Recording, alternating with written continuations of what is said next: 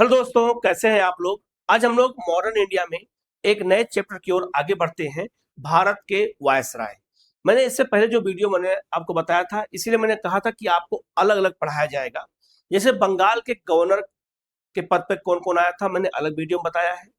बंगाल के governor general के रूप में कौन कौन आया था, उन्होंने क्या काम किया था, कौन सी घटनाएं हुई थी, मैंने अलग बता दिया था।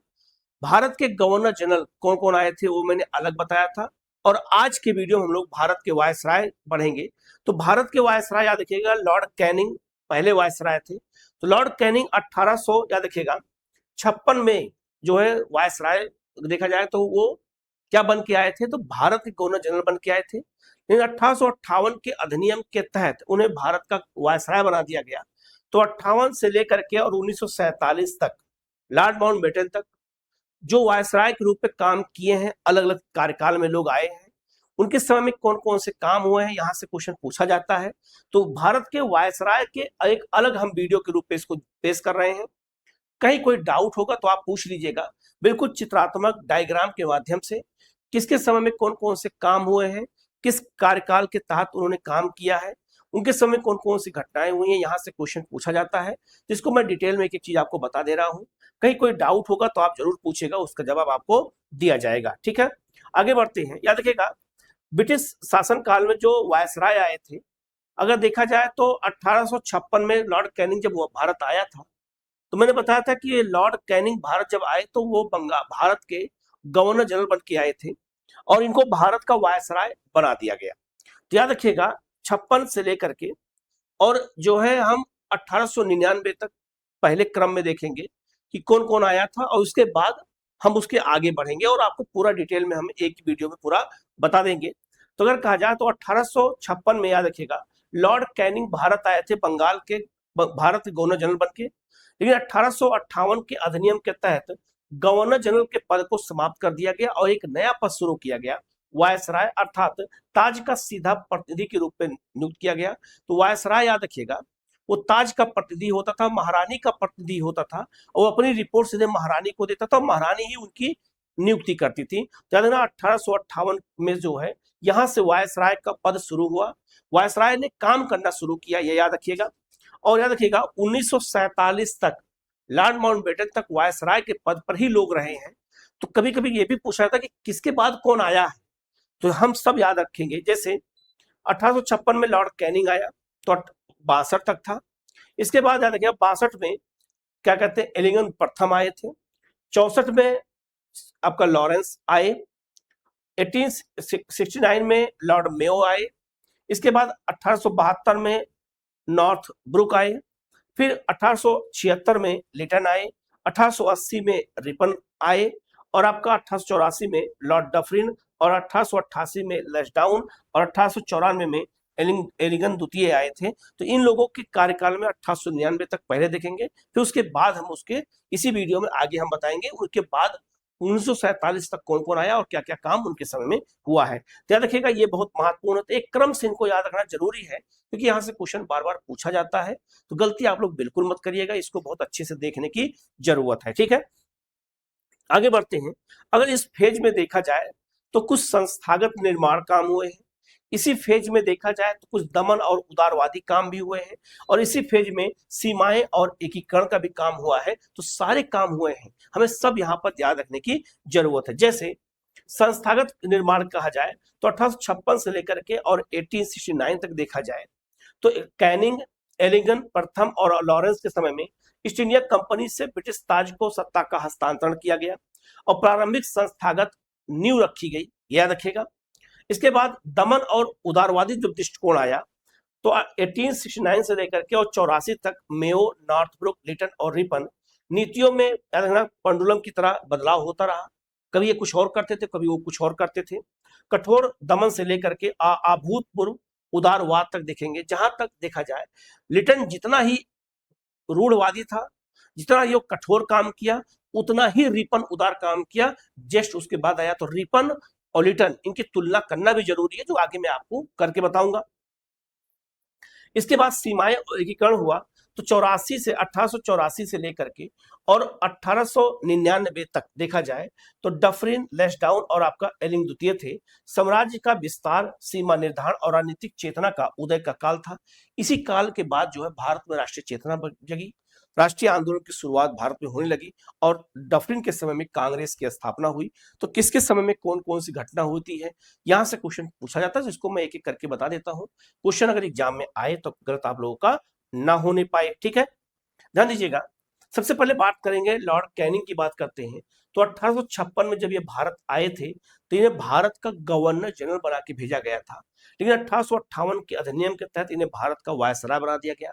तो लॉर्ड कैनिंग भारत के अंतिम गवर्नर जनरल और भारत के पहले वायसराय बने और इन्होंने 1856 से लेकर के 1862 तक भारत में काम किया है।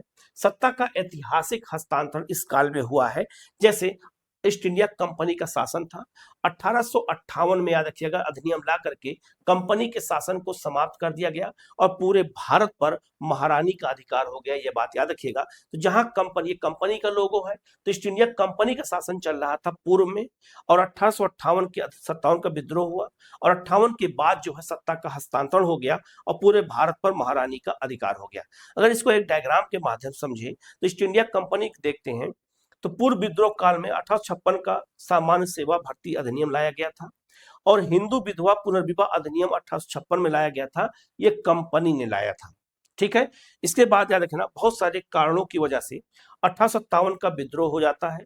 विद्रोहियों के प्रति उदारता दिखाने के कारण कैनिंग का आपका क्लीमेसी, दयाशील की उपाधि दी गई थी। तो याद रखिएगा ये भी महत्वपूर्ण क्वेश्चन पूछा जा सकता है कि क्लीमेसी या फिर दयाशील किस गवर्नर जनरल या वायसराय को कहा जाता है, लॉर्ड कैनिंग को। इसने जो है विद्रोहियों के प्रति उदारता दिखाने के कारण ऐसा उपाधि दिया गया था, लेकिन ये उपाधि तरह से माना जाए गलत है। कोई कोई उसमें जो उदारता नहीं दिखाया था, जिसको जैसे पाया वैसे विद्रोह को दबाने का इसने काम किया था। फिर याद रखिएगा 1858 का अधिनियम लाया गया और याद रखना पूरे भारत पर, पूरी सत्ता पर कंपनी को समाप्त कर दिया गया और महारानी का अधिकार स्थापित कर दिया गया। तो 1858 का जो अधिनियम लाया गया, भारत की सत्ता कंपनी से सीधे ब्रिटिश ताज को दे दी गई। भारत के अंतिम गवर्नर जनरल और प्रथम वायसराय बने कौन, लॉर्ड कैनिंग, और इलाहाबाद दरबार का आयोजन किया गया 1 नवंबर 1958 को 1858 को। और याद रखना वहीं पर महारानी विक्टोरिया को भारत की सम्राज्ञी या फिर जो है कैसरे हिंद की उपाधि दी गई। तो याद रखिएगा ये बहुत महत्वपूर्ण है। इलाहाबाद को एक दिन की आपातकालीन राजधानी बनाई गई और वहीं पर महारानी का घोषणा पत्र पढ़ा गया 1 नवंबर 1858 को। और याद रखना तब से जो है पूरे भारत पर किसका अधिकार हो गया, महारानी का हो गया। ये भी इंपॉर्टेंट है, इसको याद रखना, इसको जरूरी है क्योंकि यहाँ से क्वेश्चन पूछा जाता है। तो 1858 से पहले कंपनी ही शासन करती थी भारत में, कंपनी व्यापार भी करती थी और कंपनी शासन करती थी गवर्नर जनरल के माध्यम से। तो गवर्नर जनरल के पद को समाप्त किया गया और भारत के वायसराय एक नया पद शुरू हुआ। इस समय कौन कौन इस पद पे आया है, वायसराय के पद पे काम किया है, ये क्वेश्चन पूछा जाता है। गलती मत करिएगा, अगर आए तो क्वेश्चन गलत ना होने पाए। आधुनिक प्रशासन के स्तंभ के रूप में कैनिंग के कौन कौन से सुधार थे, कैनिंग ने कौन कौन से सुधार किए, कौन कौन से नए काम किए, बिल्कुल एक एक करके मैं यहाँ डायग्राम के माध्यम से बताऊंगा तो आपको ये अच्छे से याद हो जाएगा। जैसे सबसे पहले शिक्षा और सम्मान, अर्थात 1857 में बंबई, कलकत्ता और मद्रास में विश्वविद्यालयों की स्थापना की गई। याद रखना ये तीनों विश्वविद्यालय बनाए गए थे लंदन विश्वविद्यालय की तर्ज पर। 1854 के चार्ल्स वुड डिस्पैच जो लाया गया था डलहौजी के समय में, उसी ने यह सिफारिश किया था कि भारत में भी विश्वविद्यालय बनाया जाना चाहिए। इसीलिए याद रखिएगा उसी डिस्पैच के आधार पर, जिसे शिक्षा का मैग्ना कार्टा कहा जाता है, उसी के आधार पर लंदन विश्वविद्यालय की तर्ज पर 1857 में भारत में 3 विश्वविद्यालय बनाए गए, तीनों प्रेसिडेंसियों में, बंबई, कलकत्ता और मद्रास में। इसको याद रखिएगा, ये काम किसके समय में हुआ है, लॉर्ड कैनिंग के समय में हुआ है। इसके अलावा 1861 में स्टार ऑफ इंडिया नामक गैर आनुवंशिक उपाधि शुरू की गई। यूरोपीय और भारतीय दोनों के लिए शुरू किया गया था। स्टार ऑफ इंडिया नामक एक उपाधि की शुरुआत किया गया था। याद रखिएगा किसके लिए, जो गैर आनुवंशिक उपाधि थी, आनुवंशिक उपाधि नहीं थी। एक तरह से शिक्षा जैसी उपाधियां थी, लॉर्ड कैनिंग ने शुरू किया था। कानून और न्याय के क्षेत्र में क्या काम किया उसने, लॉर्ड कैनिंग ने, तो लॉर्ड मैकाले के ड्रॉप पर आधारित भारतीय दंड संहिता, तो जो आईपीसी की धाराएं हमारे यहाँ चलती थी जो समाप्त हो चुकी हैं, आईपीसी की जो धारा 1860 में बनाई गई थी। और सिविल दंड प्रक्रिया संहिता सीआरपीसी, तो आईपीसी सीआरपीसी की शुरुआत याद रखिएगा किसके समय में हुआ था, लॉर्ड कैनिंग समय में हुआ था। और इसी के तहत 2024 तक हमारे देश में जो है पुलिस और न्याय व्यवस्था इसी के आधार पर काम कर रही थी। बाद में इन सबको अब समाप्त कर दिया गया और इसके लिए नए कानून बना दिए गए।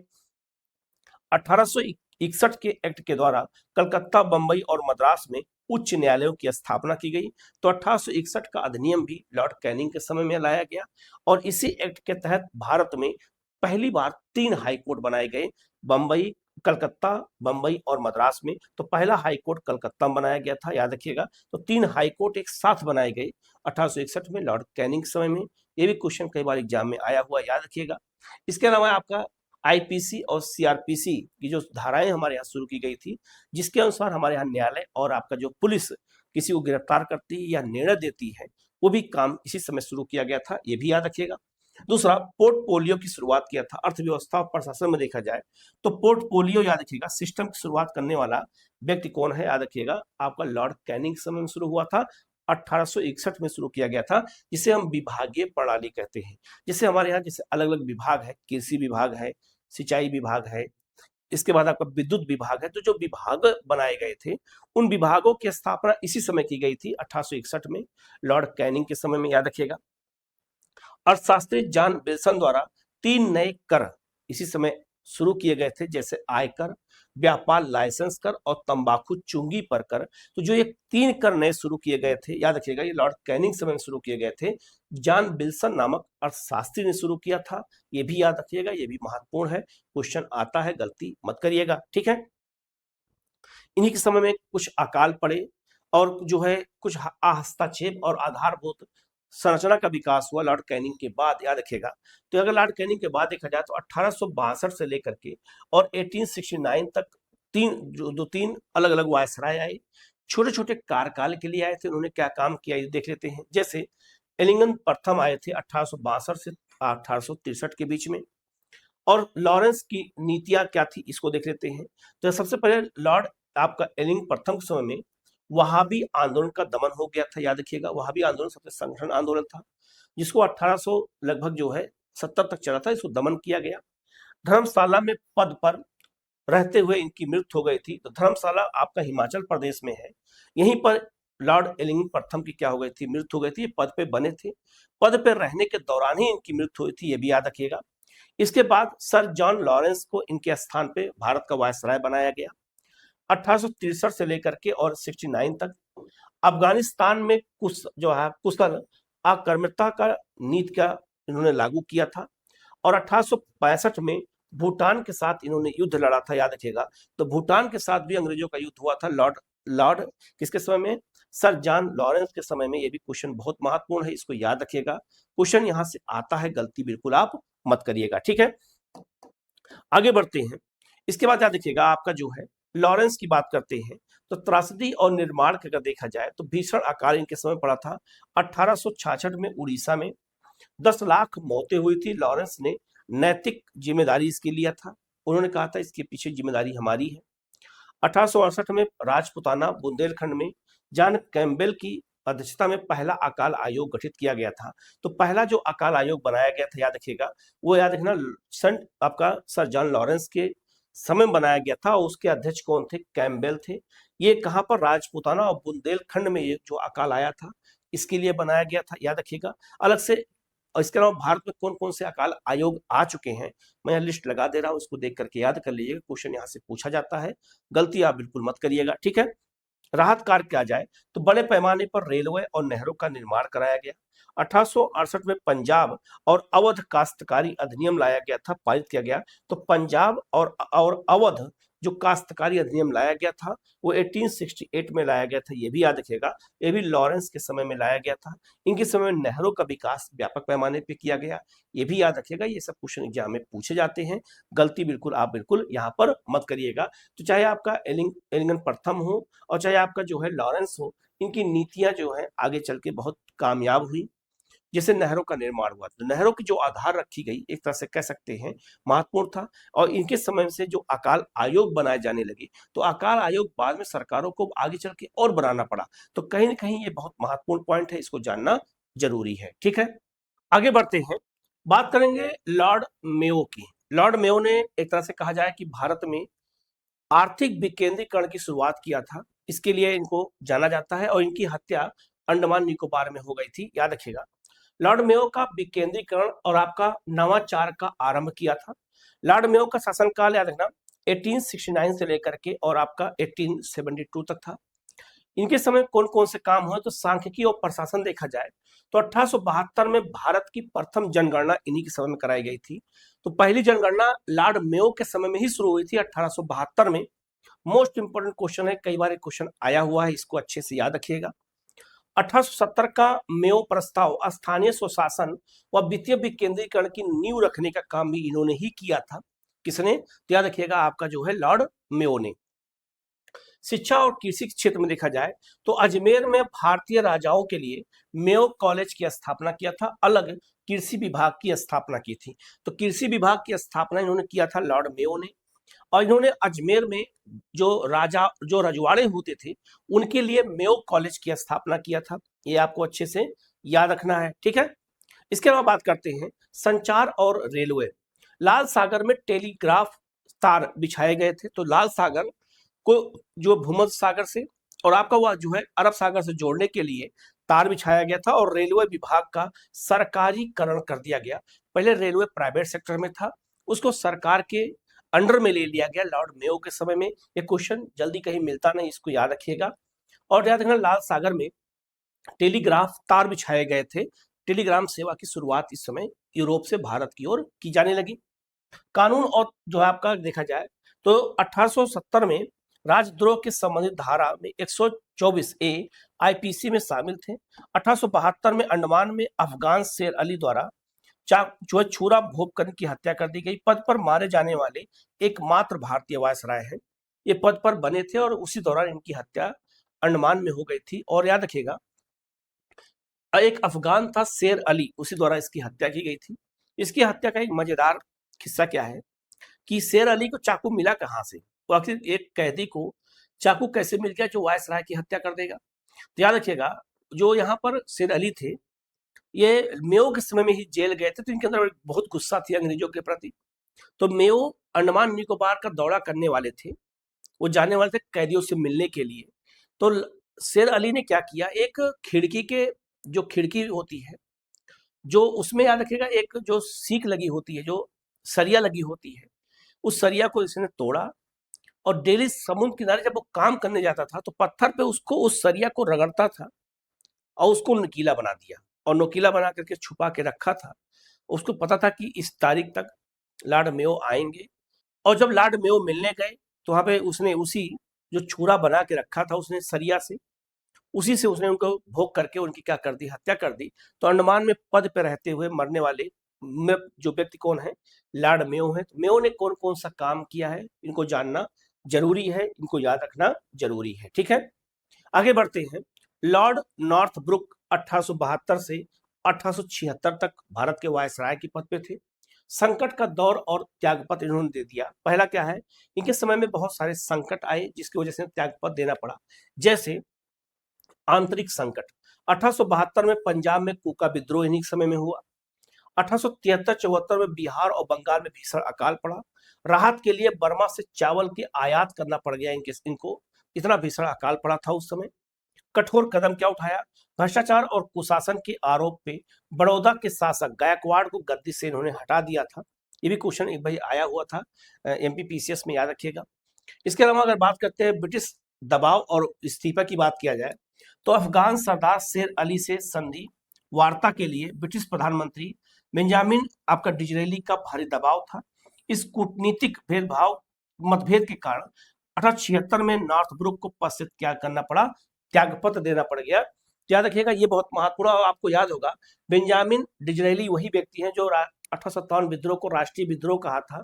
क्यों, क्योंकि अंग्रेज होते हुए राष्ट्रीय विद्रोह क्यों कहा था, क्योंकि विपक्ष के नेता थे उस समय। और बाद में देखो आप यहाँ ये ब्रिटिश प्रधानमंत्री बन गए हैं। ठीक है, तो ये भी याद रखिएगा, ये क्वेश्चन पूछा जाता है, इसको अच्छे से याद रखना क्योंकि यहाँ से क्वेश्चन आता है। ठीक है, आगे बढ़ते हैं। लिटन, याद रखना लॉर्ड लिटन का कार्यकाल विवादों से भरा रहा है। इनके समय में ऐसे ऐसे काम हुए हैं जिससे भारत में असंतोष की भावना ज्यादा पैदा हुई है। तो लॉर्ड रिपन का शासनकाल 1876 से लेकर के और 1880 के बीच में रहा है। प्रतिक्रियावादी युग का एक विरोधाभास रहा है। तो इनके समय में याद रखिएगा दो ऐसी घटनाएं घटी जिसके जो है याद रखिएगा इनके समय में बहुत विवाद हुआ। वो विवाद का कारण क्या था कि जब लिटन भारत आए, याद रखिएगा, तो एक तरफ दक्कन का भीषण अकाल पड़ गया, एक तरफ भारत में अकाल पड़ा है और लोग मर रहे थे।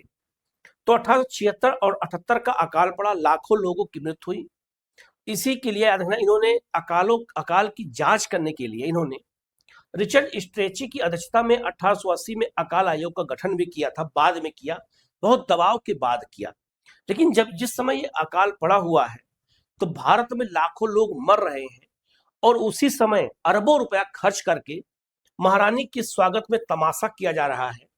महारानी को भारत आना था, तो याद रखना दिल्ली दरबार का आयोजन 1870 में किया गया और महारानी के स्वागत के लिए याद रखिएगा गेटवे ऑफ इंडिया बनाया गया था। कहां पर? मुंबई में। एक तरफ अकाल पड़ा हुआ है और एक तरफ 1 जनवरी 1877 को भव्य आयोजन किया गया अकाल के बीच में। तो राज उपाधि अधिनियम के तहत महारानी विक्टोरिया को कैसर हिंद की उपाधि दी गई, इन्हें भारत की सम्राज्ञी घोषित किया गया।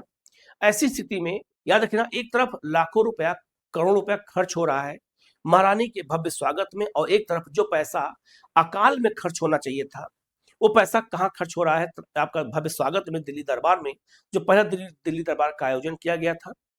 और दिल्ली दरबार का आयोजन 3 किया गया है, तो याद रखना तीनों दिल्ली दरबार का आयोजन कब कब किया गया, मैं लिस्ट लगा दे रहा हूँ, इसको देख करके याद कर लीजिएगा। तो पहला दिल्ली दरबार का आयोजन लॉर्ड लिटन के समय में किया गया, 1877 में किया गया। तो जिस समय अकाल पड़ा हुआ था उसी समय याद रखिएगा ये आपका जो है दिल्ली दरबार का जब आयोजन होने लगा तो भारत के जितने भी देसी समाचार पत्र थे इसका विरोध करने लगे। ईश्वरचंद्र विद्यासागर का समाचार पत्र सोम प्रकाश था। सोम प्रकाश में उन्होंने एक लाइन लिखा था कि नीरो बंसी बजा रहा है और रोम जल रहा है। नीरो की तुलना लॉर्ड लिटन से की गई क्योंकि नीरो यूरोप के राजा थे और वो जिस समय वहां भूखमरी थी उस समय वो अपने छत पर बैठ के बांसुरी बजा रहे थे, तो उसी की तुलना की गई उस समय। तो याद रखिएगा जो है नीरो की तुलना लॉर्ड लिटन से की गई कि ये यहाँ भव्य स्वागत में बिजी हैं नीरो की तरह। और रोम की तुलना की गई किससे? जो है दक्कन और बंगाल के अकाल से, कि रोम जल रहा है और नीरो बंसी बजा रहा है, तो रोम की तुलना इससे की गई और बंसी बजाने की तुलना इससे की गई। इसीलिए लॉर्ड लिटन बहुत नाराज हुआ और उसने भारत के देसी समाचार पत्रों पर प्रतिबंध लगा दिया, जिसे हम इतिहास में वर्नाक्यूलर प्रेस एक्ट कहते हैं। तो वर्नाक्यूलर प्रेस एक्ट लाने वाला व्यक्ति कौन था? लॉर्ड लिटन था। ये यही पृष्ठभूमि है जिसकी वजह से ये लाया गया था। ठीक है, आगे लिखा है जनता कलकत्ता के एक अखबार की मार्मिक टिप्पणी क्या थी? वही टिप्पणी जो मैंने आपको बता रहा हूँ सोम प्रकाश की टिप्पणी थी कि रोम जल रहा है और नीरो बंसी बजा रहा है। याद रखना इसी को लेकर के वो बहुत नाराज हुआ। यहाँ रोम की तुलना किससे की गई? आपका दक्कन और जो भारत में अकाल पड़ा था। और नीरो की तुलना किससे की गई? आपका जो है लिटन से। इसीलिए याद रखना इस दरबार में याद रखिएगा अगर कहा जाए तो इस दरबार के आयोजन से जो पैसा खर्च हुआ इसी को लेकर जो इंगली उठाई गई, इसीलिए याद रखना वर्नाक्यूलर प्रेस एक्ट लाया गया था। आगे बताता हूं मैं उसको। यही बताओ याद रखिएगा इस दरबार में, किस दरबार में? जब दिल्ली दरबार का आयोजन हो रहा था तो गोपाल हरि देशमुख, जिन्हें लोक हितवादी कहा जाता है, कि हाथ से बनी ये काती हुई खादी पहनकर विरोध स्वरूप गए थे। याद रखिएगा उन्होंने इसका विरोध किया था, हरि देशमुख ने इसका विरोध किया था। ये भी याद रखना इस आपका दिल्ली दरबार का। ठीक है, लिटन के दमनकारी कानून कौन कौन थे? जो भारतीयों को पंगु बनाने की नीति लागू की गई थी। इनका तो सबसे पहला काम था अभिव्यक्ति और हथियार पर रोक लगाना। पेपर जो होता है, न्यूज़पेपर जो प्रेस होता है, वो अभिव्यक्ति की आजादी का एक बहुत महत्वपूर्ण होता है। वर्नाक्यूलर प्रेस एक्ट लाया गया 1878 में। ये डेट याद रखिए, ईयर याद रखिएगा। वर्नाक्यूलर प्रेस एक्ट कई बार क्वेश्चन आ चुका है, 100+ बार आ चुका है। याद रखना 1878 में आ चुका है। और देसी भाषा के समाचार पत्रों पर कठोर प्रतिबंध लगाया गया।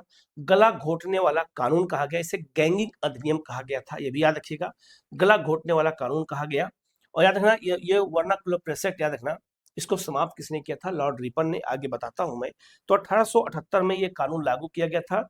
देसी भाषा के समाचार पत्रों पर रोक लगाई गई थी। इसके बाद इन्होंने क्या किया? इंडियन आर्म्स एक्ट लाया था, 1878 में लाया। भारतीयों के लिए बिना लाइसेंस शस्त्र रखना या और व्यापार करना दंडनीय अपराध घोषित कर दिया गया। यूरोपीय पर लागू नहीं था, अर्थात भारतीय हथियार नहीं रख सकते हैं। और इस अधिनियम के तहत भारतीयों को आत्म सुरक्षा के लिए हथियार रखने पर प्रतिबंध लगा दिया। किसने? लॉर्ड लिटन ने। इसको अच्छे से याद रखना है, ठीक है। आगे बढ़ते हैं। लॉर्ड लिटन का दूसरा काम, एक तरह से देखा जाए तो याद रखना, भारतीयों के साथ भेदभावपूर्ण एक काम था। सिविल सेवा में भेदभाव क्या किया गया कि प्रवेश, सिविल सेवा में प्रवेश की अधिकतम आयु 21 वर्ष से घटा करके 19 वर्ष कर दी गई, जिससे बहुत सारे भारतीय नहीं आ सके। इसके अलावा याद रखना 1879 में वैधानिक नागरिक सेवा शुरू किया गया। कुछ कुल पदों का केवल 1/6 अर्थात जो 8 वर्ष बाद बंद कर दिया गया था। अर्थात ये हुआ कि 1/6 भाग जो पद होंगे वो कुल ऐसे पद होंगे जबकि इस पर भारतीय की नियुक्ति हो ही नहीं सकती है। ये भी याद रखना, ये भी इनका एक दमनात्मक, एक भेदभावपूर्ण काम था। इसके अलावा आर्थिक और विदेश नीति क्या थी इनकी? मुक्त व्यापार के नाम पर 29 वस्तुओं से आयात कर हटाया गया। तो इससे क्या हुआ? भारतीयों को नुकसान होने लगा आयात कर हटाने से, और इससे विदेशी सामान भारत में तेजी से आने लगे। सूती वस्त्रों पर शुल्क आधा किया गया ब्रिटिश उद्योगों को लाभ पहुंचाने के लिए, और भारतीय वस्त्र उद्योग को भारी नुकसान पहुंचाने के लिए ऐसा किया गया कि आयात कर हटा दो, जिससे विदेशों से सामान भारत में तेजी से आने लगे। अग्रगामी नीति का इन्होंने, फॉरवर्ड पॉलिसी का इन्होंने उपयोग किया। और द्वितीय आंग्ल अफगान युद्ध इन्हीं समय में लड़ा गया था। द्वितीय आंग्ल अफगान युद्ध के जो लड़ा गया था, लिटन के समय में लड़ा गया। इन्होंने अग्रगामी अर्थात फॉरवर्ड पॉलिसी की नीति अपनाई थी। यह भी क्वेश्चन एग्जाम में आया हुआ है, इसको अच्छे से याद रखिएगा, ठीक है। साहित्य जगत में ओपन मेरिडिथ के नाम से प्रसिद्ध हुए। 1880 में कंजर्वेटिव पार्टी की हार पर इस्तीफा दे दिया था। किसने? लॉर्ड लिटन ने। तो 1880 में लॉर्ड लिटन जो भारत से वापस चले गए। लिटन के बाद है ना लॉर्ड आपका रिपन आए। तो जो लिटन ने काम किया था उसके स्थान पर रिपन ने उन सब चीजों को सुधार किया। 1880 से 1884 के बीच में इन्होंने शासन किया है। उदारवाद और भारत का उद्धारक के रूप में इनको जाना जाता है। इन्होंने काम कौन कौन से किए एक एक करके हम यहाँ पे बता देते हैं। जैसे इन्होंने प्रशासनिक और वित्तीय सुधार का काम क्या क्या किया। तो 1800, याद रखना ये बहुत महत्वपूर्ण है, याद रखिएगा, ये क्वेश्चन अगर आए तो गलत ना होने पाए। 1882 में स्थानीय स्वशासन की शुरुआत इन्होंने ही किया था। जो आपका नगर निगम के चुनाव होते हैं, सब जो होते हैं, ये इसकी शुरुआत इन्होंने किया। इन्होंने वित्तीय विकेंद्रीकरण का विस्तार कर राजस्व को 3 भागों में बांट दिया गया। याद रखिएगा, सिविल सेवा की आयु को 19 वर्ष से घटा करके फिर बढ़ा करके फिर 21 वर्ष कर दिया गया। जिसे लिटन ने 19 वर्ष किया था उसे इन्होंने फिर दोबारा वही स्थिति में ला दिया, 21 वर्ष कर दिया, इसको याद रखिएगा। श्रमिक और शिक्षा सुधार क्या किया? प्रथम फैक्ट्री अधिनियम 1881 में इन्हीं के समय में लाया गया था। तो भारत में फैक्ट्री अधिनियम अलग अलग समय में लाया गया है। मैं यहाँ लिस्ट लगा दे रहा हूँ, इसको देख के याद कर लीजिएगा कि भारत में फैक्ट्री अधिनियम कब कब लाया गया। तो पहला फैक्ट्री अधिनियम कब लाया गया? 1881 में लाया गया है, और लॉर्ड रिपन के समय में लाया गया है। तो कब कब लाया गया यहाँ डिटेल में दे दिया गया, इसको देख करके याद कर लीजिएगा। क्वेश्चन अगर आए तो गलत आप लोगों का ना होने पाए। इसके बाद 7 वर्ष से कम आयु के बच्चों के काम पर प्रतिबंध लगा दिया गया इस अधिनियम के तहत। 7 से 12 वर्ष के बच्चों के लिए अधिकतम 9 घंटे निर्धारित किया गया। महीने में 4 छुट्टियां तय की गई। और शिक्षा के लिए हंटर आयोग 1882 में नियुक्त किया गया था। तो हंटर आयोग प्राथमिक शिक्षा के लिए बनाया गया था। लॉर्ड रिपन ने बनाया था, 1882 में बनाया था। ये क्वेश्चन कम से कम अलग अलग एग्जामों में 20 बार आ चुका है, याद रखिएगा। तो शिक्षा से जुड़े हुए आयोग कौन कौन से भारत में बनाए गए थे ब्रिटिश काल में, वो भी मैं लिस्ट यहाँ पे दे दे रहा हूँ, उसको देख करके याद कर लीजिएगा। शिक्षा आयोग भी बहुत महत्वपूर्ण है, कब कब आया था याद करना जरूरी है। और कौन कौन से शिक्षा आयोग थे ये जानना जरूरी है। क्वेश्चन अगर आए तो गलत आप लोगों का ना होने पाए, इसको अच्छे से याद रखना जरूरी है, ठीक है। आगे बढ़ते हैं हम लोग।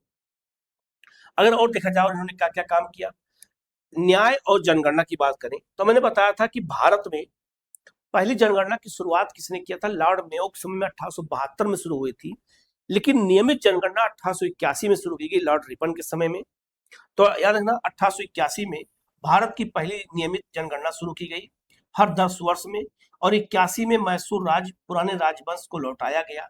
कर्नल रिपन ने क्या किया कि मैसूर राज्य जो कब्जा कर लिया था ब्रिटिश सरकार ने, रिपन ने क्या किया, मैसूर राज्य को पुनः मैसूर राज्य के वंशजों को वापस कर दिया। ठीक है, मेरा मूल्यांकन मेरे कार्यों से करना, शब्दों से नहीं। याद रखना, ये जो है द ड्यूटी ऑफ एज नामक पुस्तक में रिपन ने ये बात कही थी। ये क्वेश्चन आया हुआ है एक बार दो बार आईएएस में, याद रखिएगा, ये कहावत पूछा गया है, इसको बिल्कुल भी आप इग्नोर मत करिएगा। क्वेश्चन अगर आए तो गलत आप लोगों का ना होने पाए। ठीक है, आगे बढ़ते हैं। अब थोड़ा हम यहाँ पर लॉर्ड लिटन प्रतिक्रियावादी और लॉर्ड रिपन उदारवादी के बीच में थोड़ा तुलनात्मक अध्ययन कर लेते हैं, क्योंकि इनके बारे में तुलनात्मक अध्ययन करना इसलिए जरूरी है कि जो काम इन्होंने किया उसको इन्होंने समाप्त किया है। तुलनात्मक अध्ययन करने से चीजें और स्पष्ट हो जाती हैं और हमें और सरल तरीके से चीजों को समझ में आ जाता है। याद रखना, लिटन के कर कहा जाए तो वर्नाक्युलर प्रेस एक्ट 1878 में लाया गया और देसी भाषा के समाचार पत्रों पर रोक लगा दी, गला घोट दिया गया उनका। इसे गैंगिंग अधिनियम कहा गया, ये लिटन का काम था। तो रिपन ने क्या किया, 1882 में एक्ट को रद्द कर दिया और पुनः इसको मुक्त कर दिया। तो 78 में वर्नाक्युलर प्रेस एक्ट लिटन ने लाया था, ये बहुत इंपॉर्टेंट है, याद रखिएगा। और 1882 में रिपन ने इसको क्या किया, समाप्त कर दिया, ये याद रखिएगा। प्रशासनिक भारतीय प्रशासन और सिविल सेवा में क्या किया गया, प्रवेश वायु को 21 वर्ष से 19 वर्ष किया गया भारतीयों को शासन से दूर रखने के लिए। वहीं पर इन्होंने पुनः उसको 21 वर्ष कर दिया और आधुनिक स्थानीय स्वशासन की नींव इन्होंने ही रखी थी, ये याद रखिएगा। इसके अलावा बात करते हैं आगे, जो है आर्थिक और व्यापारिक नीति क्या थी। ब्रिटिश लाभ के लिए आयात कर हटाए और भारतीय कपड़ा उद्योग को इन्होंने कुचल दिया, नुकसान पहुंचाया। इन्होंने राजस्व का तार्किक त्रिविभाजन किया और याद रखिएगा प्रांतीय स्वशासन बढ़ाने पर इन्होंने जोर दिया। अकाल में भव्य दिल्ली दरबार का आयोजन किया, जनता में भारी असंतोष इनके समय में फैल गया और इन्होंने सर्वाधिक लोकप्रिय वायसराय के रूप में विदाई के समय जनता शिमला से बंबई तक पैदल यात्रा की थी। अर्थात जब ये बंबई से जाने लगे, शिमला से बंबई होते हुए जब ये जाने लगे जहाज के माध्यम से, तो जनता इनके लिए रोई थी। बहुत उदार काम किया था इन्होंने, जरा भी ऐसा कोई काम नहीं किया जिससे भारत की जनता को नुकसान हो या दुख हो। इसीलिए याद रखना, इनके लिए याद रखना, इनकी विदाई के समय जनता शिमला से बंबई तक पैदल यात्रा भी की थी, साथ साथ इनके साथ चली थी, ये भी याद रखिएगा। हमारे देश में बहुत सारे ऐसे आईएएस आईपीएस अधिकारी भी होते हैं या बड़े बड़े पदों पर अधिकारी होते हैं, जब किसी क्षेत्र में काम करते हैं तो जब वहां से ट्रांसफर होता तो वहां की जनता रोती है, क्योंकि वो ऐसा काम करते हैं। तो कई लोग ऐसे अधिकारी होते जो अपने काम से पहचाने जाते हैं। तो इन्होंने भी यही कहा था कि मुझे अपने काम, मेरे काम से पहचानना, मेरे शब्दों से नहीं।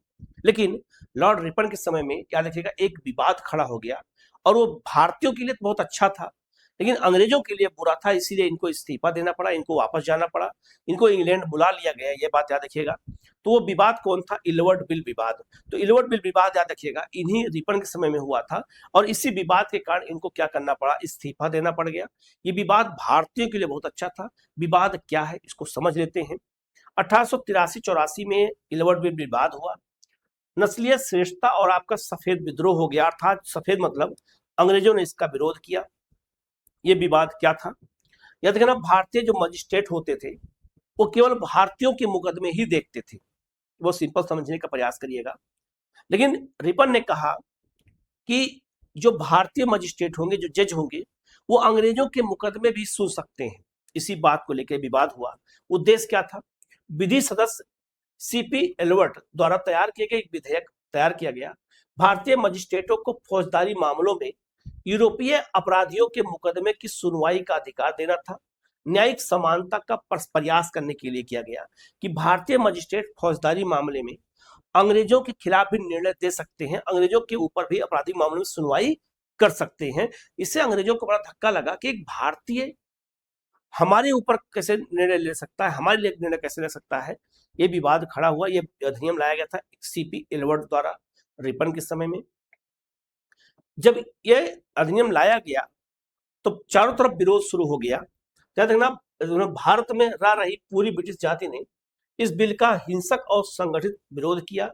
वह किसी भी भारतीय न्यायाधीश के अधीन सुनवाई को अपना अपमान मानते थे। इसीलिए ये जो है याद रखना, बैकलेस आपका यूरोपीय जो है शुरू कर दिया, इन्होंने जो है विरोध शुरू कर दिया।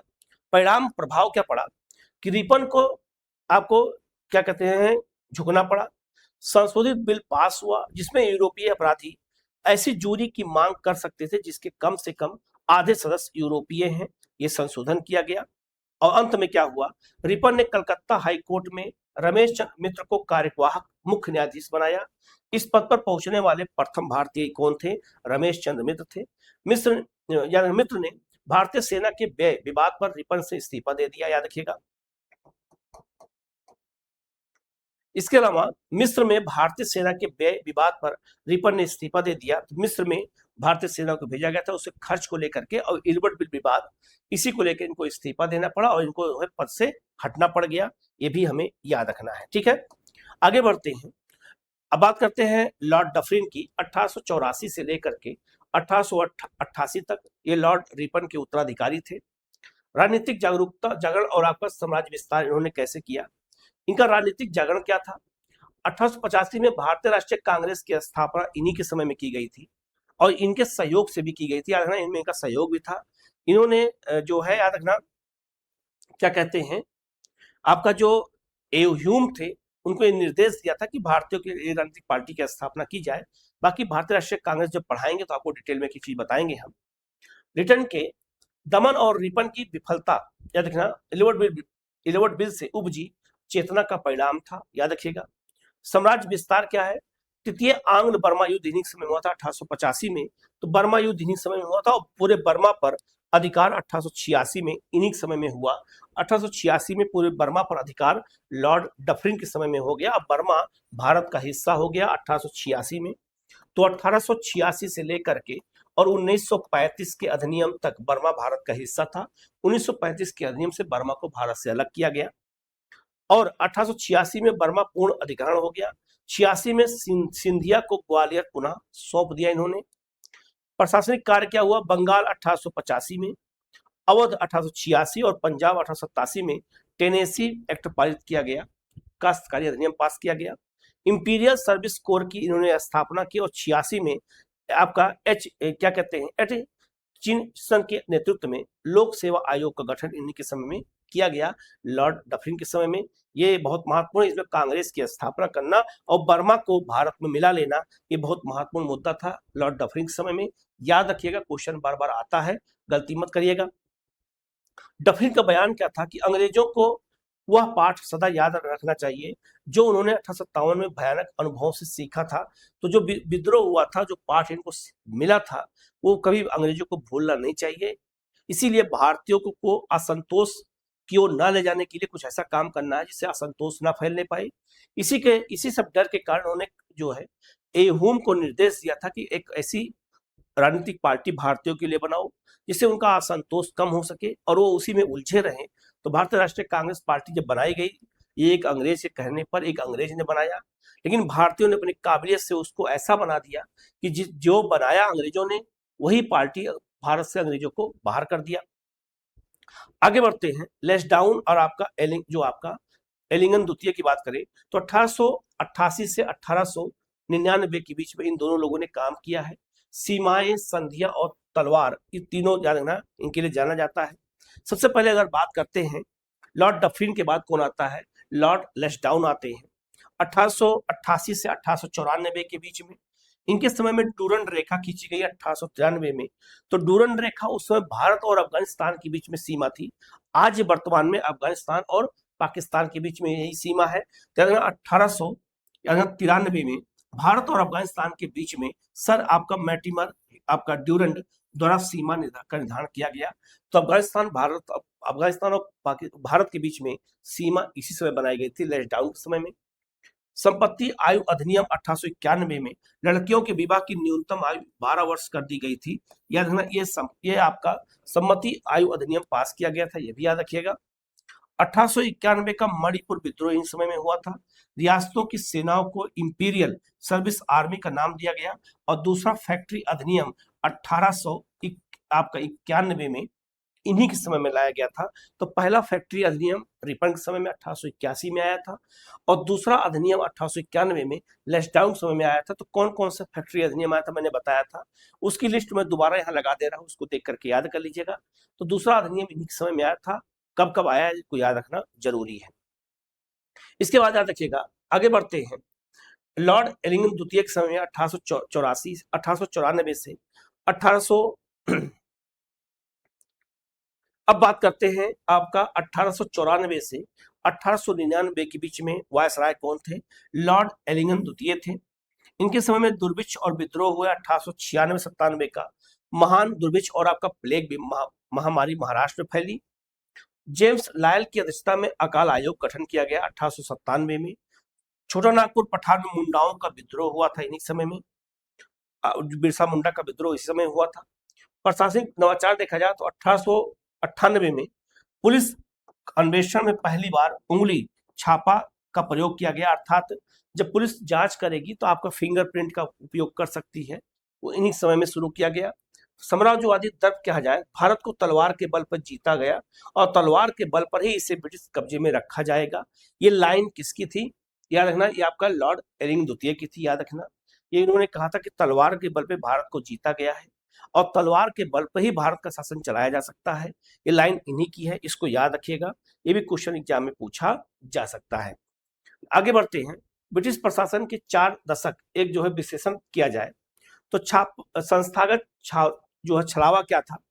कैनिंग ने आईपीसी और उच्च न्यायालयों में से लेकर रेलवे और टेलीग्राफ तक हर ढांचे का मूल उद्देश्य भारत का आधुनिकीकरण करना नहीं था, बल्कि ब्रिटिश नियंत्रण और धन निकासी को और सुगम बनाना था।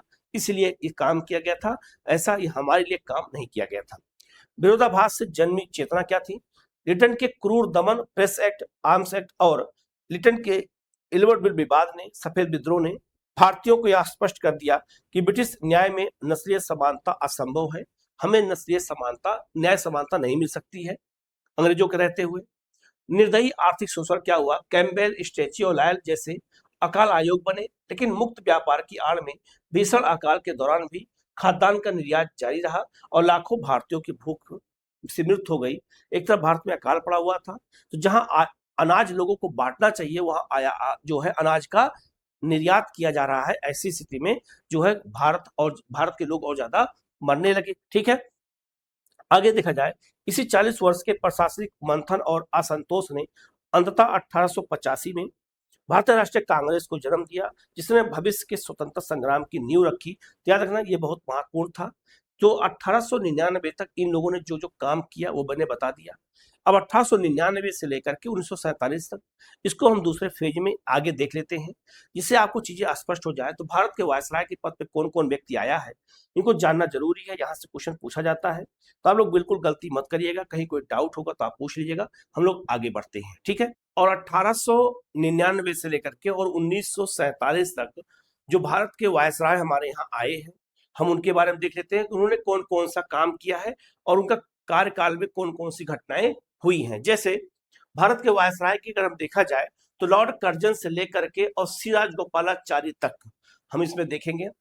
कर्जन के समय में कौन सी घटना हुई है, कौन सी नीतियां, कौन से विद्रोह, कौन से स्वतंत्रता संग्राम के सफर में कौन कौन से वायसराय के समय में कौन कौन से काम हुए हैं।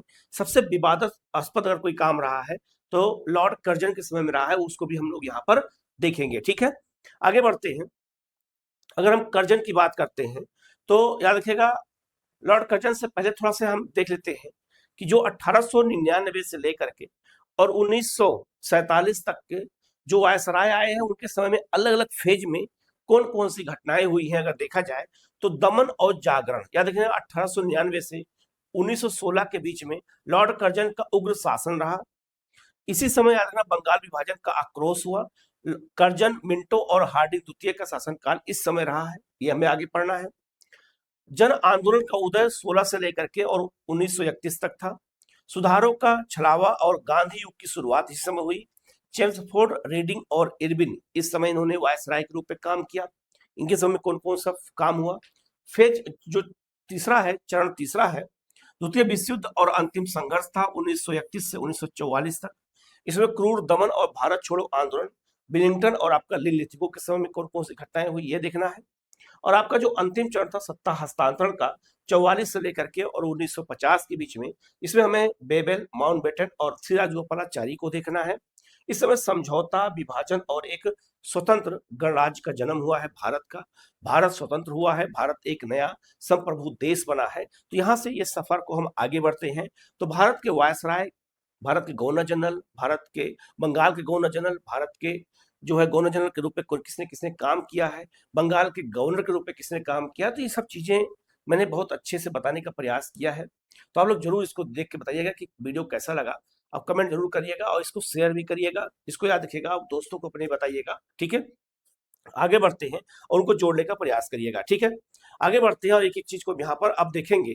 सबसे पहले बात करते हैं लॉर्ड कर्जन की। लॉर्ड कर्जन याद रखिएगा, ये 1899 में भारत आया था और 1905 तक था। इसके समय में कई काम ऐसे हुए हैं, कौन कौन से काम हुए हैं सबको देखेंगे। जैसे लॉर्ड कर्जन का कहना था कि पूर्व एक ऐसा, पूर्व मतलब हो गया कि आपका यूरोप के जो पूरब के हैं, चाहे वो अरब देश हो, चाहे मध्य एशिया हो, और चाहे भारत हो, और चाहे आपका जो है पूरब की एशिया कोई भी देश हो। पूर्व एक ऐसा विश्वविद्यालय है जहां विद्यार्थियों को कभी डिग्री नहीं मिलती है। ये लॉर्ड कर्जन ने एक तरह से हम लोगों का मजाक उड़ाया था, इस आधार पे कहा था, ठीक है। तो इसको हमें जानना है, याद रखना है। प्रशासनिक सुधार क्या क्या किया है किसने, लॉर्ड कर्जन के समय में। तो याद रखना, 1899 में 1 पाउंड बराबर 15 रुपए निर्धारित किया गया था। मुद्रण अधिनियम लाया गया था। तो लॉर्ड कर्जन के समय में ही मुद्रण अधिनियम लाया गया और 1 पाउंड को 15 रुपए के बराबर मान लिया गया, ये निर्धारित कर दिया गया। 1901 में प्रथम जातिगत जनगणना और कृषि विभाग का गठन किया गया था। तो याद रखना, लॉर्ड कर्जन के समय में बहुत सारे विभागों की स्थापना की गई है, जो मैं अभी आगे आपको एक एक करके बताऊंगा। याद रखना, 1901 में प्रथम जातिगत जनगणना की शुरुआत सबसे पहले कर्जन ने ही कराया था। तो जातिगत जनगणना अभी भी हो रही है, सरकार ने प्रूव कर दिया है। याद रखिएगा, ये क्वेश्चन पूछा जा सकता है कि पहली जातिगत जनगणना किसने कराया था, तो 1901 में लॉर्ड कर्जन ने। और याद रखिएगा, इन्हीं के समय में 1901 में ही याद रखिएगा कृषि विभाग की स्थापना की गई है। ये भी याद रखना कि कृषि विभाग की स्थापना की गई है। 1904 में प्राचीन स्मारक संरक्षण कानून पुरातत्व विभाग स्थापित किया गया। तो जो याद रखिएगा, जो प्राचीन स्मारक हैं उनके संरक्षण के लिए कानून बनाया गया, विभाग बनाया गया। लॉर्ड कर्जन समय में 1904 में ये क्वेश्चन कम से कम अलग अलग एग्जामों में कम से कम कुछ नहीं तो 50 बार आ चुका है, तो इसको याद रखिएगा। रेलवे का सर्वाधिक विकास इन्हीं के समय में हुआ था और स्वर्ण मानक लागू किया गया था इन्हीं समय में। तो गोल्ड आपका जो स्टैंडर्ड लागू किया गया था वो लॉर्ड कर्जन समय में लागू किया गया था। और रेलवे का विस्तार, सबसे ज्यादा रेलवे का विस्तार कर्जन समय में हुआ है। रेलवे की जो शुरुआत होती है वो लॉर्ड डलहौजी समय में होती है, लेकिन भारत में रेलवे की सबसे ज्यादा विस्तार कर्जन समय में होता है। इसको याद रखिएगा, ये भी क्वेश्चन पूछा जाता है। याद रखना, बहुत महत्वपूर्ण काम इस समय हुए हैं, तो उनको याद रखना जरूरी है। इसके बाद प्रतिक्रियावादी नीतियां क्या थी। 1899 में कलकत्ता कोऑपरेटिव एक्ट पास किया गया और भारतीय सदस्यों की संख्या में क्या कर दी गई, कटौती कर दी गई। ये इनका एक तरह से नफरती काम था भारत के खिलाफ। 1904 में ऑफिशियल सिगरेट्स आपका एमेंडमेंट एक्ट लाया गया था इन्हीं के द्वारा। 1905 में बंगाल का विभाजन किया गया था और स्वदेशी आंदोलन का जन्म भी इसी समय हुआ था। तो बंगाल का विभाजन तो मैं अलग से पढ़ाऊंगा, पूरा चैप्टर ही पढ़ाऊंगा। बंगाल विभाजन कैसे हुआ, उसके पीछे क्या कारण था, सारी घटनाओं को हम यहाँ बताएंगे। लेकिन 1905 में बंगाल विभाजन कर्जन समय में हुआ था। ये एक बहुत महत्वपूर्ण प्रतिक्रिया के रूप में था और यहीं से भारत में जागरण, एक तरह से कह सकते हैं कि राष्ट्रीय चेतना की शुरुआत होती है, स्वदेशी आंदोलन का जन्म होता है। यहीं से जो है भारतीय राष्ट्रीय आंदोलन में और तेजी से आंदोलन, हड़ताल और आपका जो उग्र राष्ट्रवाद जन्म लेना शुरू हो जाता है। तो कहीं ना कहीं कर्जन की जो नीतियां थी उसका यह प्रतिफल था, जिसकी वजह से भारत में राष्ट्रीय आंदोलन और तीव्र गति से आगे बढ़ने लगा। याद रखिएगा, गोपाल कृष्ण गोखले ने कर्जन की तुलना किससे की थी, क्वेश्चन कई बार पूछा गया है। तो याद रखना कि गोपाल कृष्ण गोखले ने कर्जन की तुलना औरंगजेब से की थी। मॉन्टेग्यू के अनुसार कर्जन उस मोटर चालक के समान है जो रोज गाड़ी चमकाता है पर उन्हें पता नहीं कि जाना कहाँ है। ये कर्जन के लिए किसने कहा था, याद रखिएगा, जेम्स मॉन्टेग्यू ने कहा था। मॉन्टेग्यू ने कहा था कि कर्जन एक ऐसा व्यक्ति है जो गाड़ी रोज पोंछता है लेकिन जाना कहाँ है उसको पता ही नहीं है। याद रखिएगा, ये कर्जन के लिए कहा था। ये बहुत महत्वपूर्ण पॉइंट है। और याद रखना, कर्जन की तुलना औरंगजेब से किसने किया था, तो गोपाल कृष्ण गोखले ने किया था। ये भी याद रखिएगा, ये भी क्वेश्चन पूछा जाता है, गलती आप लोग मत करिएगा, ठीक है। आगे बढ़ते हैं। कर्जन का आयोग मॉडल, याद रखना, लॉर्ड कर्जन के शासनकाल में शिष्टमंडलों और आयोगों का कार्यकाल बहुत ज्यादा शुरू हुआ था। तो याद रखना, करजन के समय में रेलवे का विस्तार हुआ। इसके अलावा बहुत सारे विभाग बनाए गए करजन के समय में। वो तो विभाग कौन कौन थे उनको याद रखना जरूरी है। जैसे अकाल आयोग बनाया गया था 1900 ईस्वी में, सर स्टोनी आपका मैकडोनाल्ड।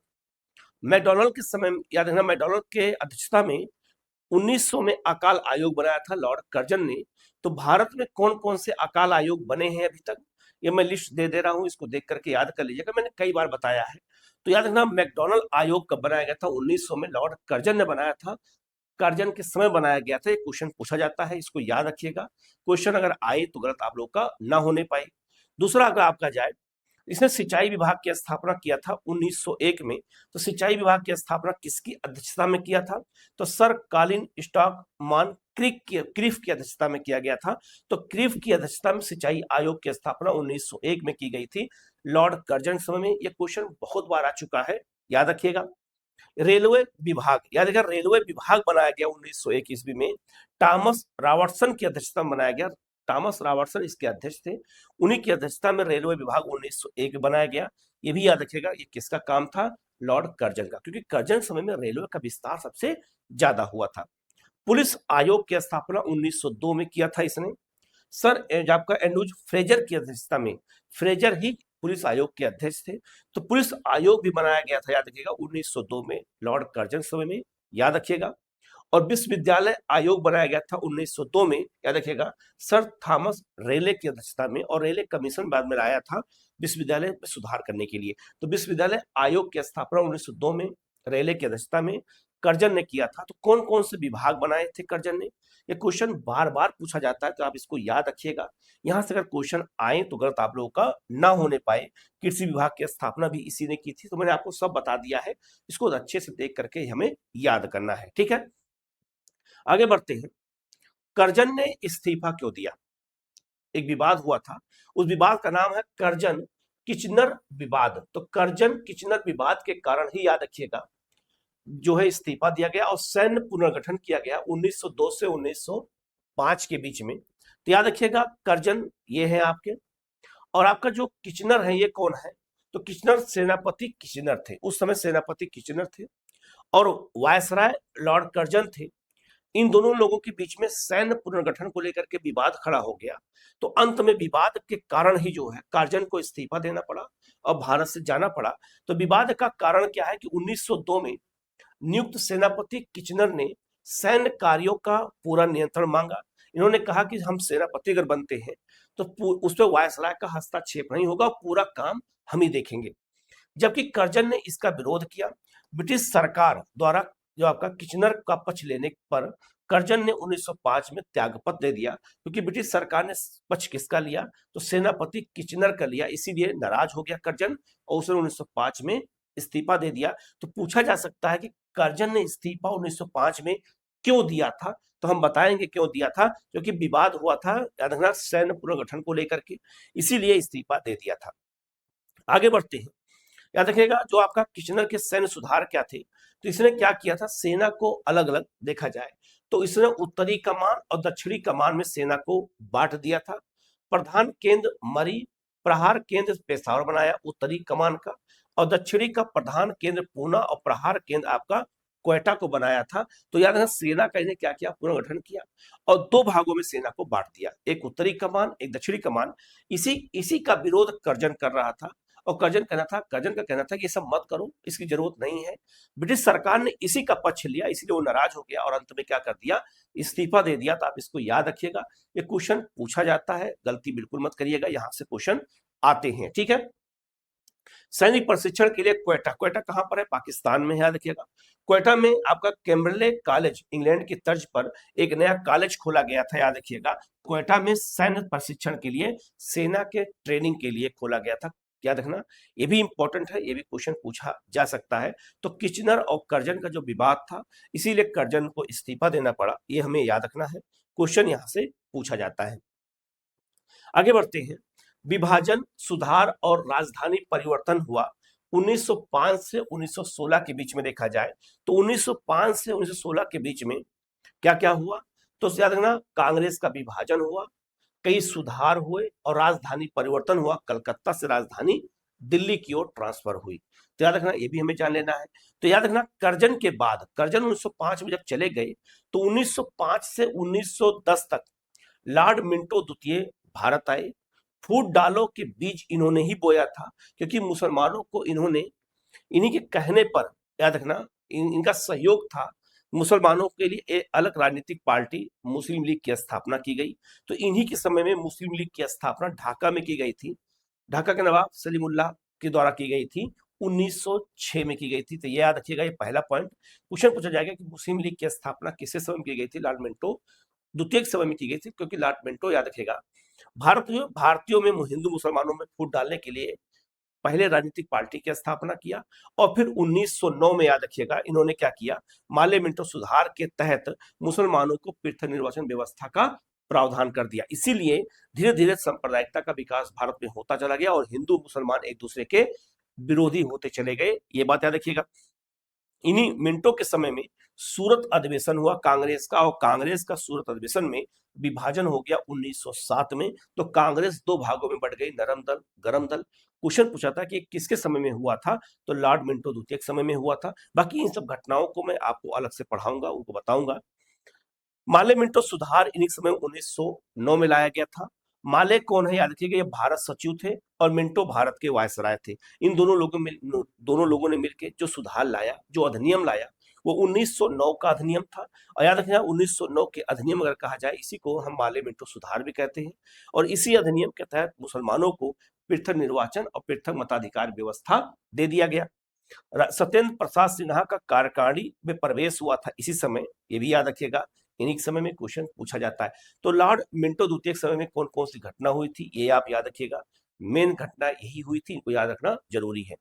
1910 में मिंटो द्वितीय ने जो इनको हटाया गया और इनके स्थान पर, याद रखिएगा, लॉर्ड हार्डिंग द्वितीय को लाया गया 1910 से लेकर के 1916 के बीच में। तो 1910 से 1916 के बीच में अगर देखा जाए तो इनके समय में ही, याद रखिएगा, राजधानी परिवर्तन हुआ, शाही दिखावा और आपका आक्रोश हुआ। 1911 का दिल्ली दरबार का आयोजन किया गया। तो दिल्ली दरबार का आयोजन जो हुआ था, ये तीसरा दिल्ली दरबार का आयोजन था। इससे पहले दो दिल्ली दरबार का आयोजन हो चुका था, एक 1877 में और एक आपका 1901 में। आपको लिस्ट में दे रहा हूं, इसको याद रखिएगा कि दिल्ली दरबार भारत में 3 बार हुआ है ब्रिटिश शासनकाल में। कब कब हुआ है, किसके समय में हुआ है, और याद रखिएगा कौन भारत आया था। ये पूरी लिस्ट है, इसको देख करके याद कर लीजिएगा। बार बार क्वेश्चन आता है तो आपके क्वेश्चन गलत ना होने पाए, ये आप लोगों से रिक्वेस्ट है, ठीक है। तो 1911 का दिल्ली दरबार का आयोजन किया गया इन्हीं समय में।